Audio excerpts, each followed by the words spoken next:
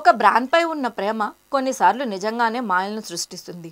తమిళనాడులోని కారైకుడికి చెందిన మహదేవన్ మాత్రం ఆ ప్రేమను ఓ అద్భుతమైన వింటేజీ కోకోకోలా మ్యూజియంగా మార్చి చూపించారు. రామ్ ప్రసాద్ పాండిరాజన్ అనే క్రియేటర్ ఇన్స్టాగ్రామ్లో ఈ మ్యూజియం వీడియోను పోస్ట్ చేయడంతో మహదేవన్ కథ క్షణాల్లో వైరల్ అయింది. ఈ మ్యూజియంలో చూస్తే నోరెళ్లబెట్టేంత కోకోకోలా కలెక్షన్ ఉంది. కోకోకోలా థీమ్తో తయారు చేసిన కారు, పాతకాలం నాటి ఫ్యాన్లు, వింటేజీ రేడియోలు, క్లాసిక్ కుర్చీలు, ప్రపంచం నలుమూలల నుంచి సేకరించిన రేర్ బాటిళ్లు, ఇంకా ఎన్నో అద్భుతమైన కళాఖండాలు ఈ మ్యూజియంలో ఉన్నాయి.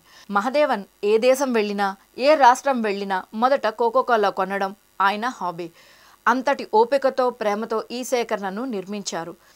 తన అభిరుచి వెనుక ఉన్న ప్రత్యేక కథను ఆయన ఇలా చెబుతున్నారు. ఒకసారి తిరుపూర్లో తీవ్రమైన ఆకలి, తలనొప్పి ఉన్నప్పుడు ఒక కోకోకోలా తాగాను. వెంటనే రిలీఫ్ వచ్చింది.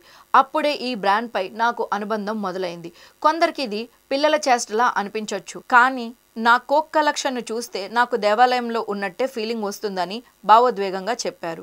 ఈ ఆనందాన్ని ప్రపంచంతో పంచుకోనాలనే ఉద్దేశంతోనే ఆయన ఈ మ్యూజియంను తెరిచారు. వీడియో చూసిన నెటిజన్లు మహదేవన్ను పొగడ్తలతో ముంచెత్తుతున్నారు.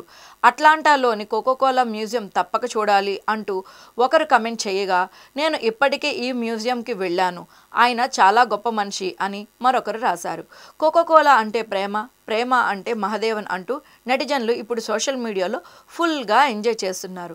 మరి మీకు ఈ కథ నచ్చితే లైక్ చేయండి, షేర్ చేయండి. మరిన్ని ఆసక్తికర వీడియోల కోసం మా ఛానల్ని సబ్స్క్రైబ్ చేయండి.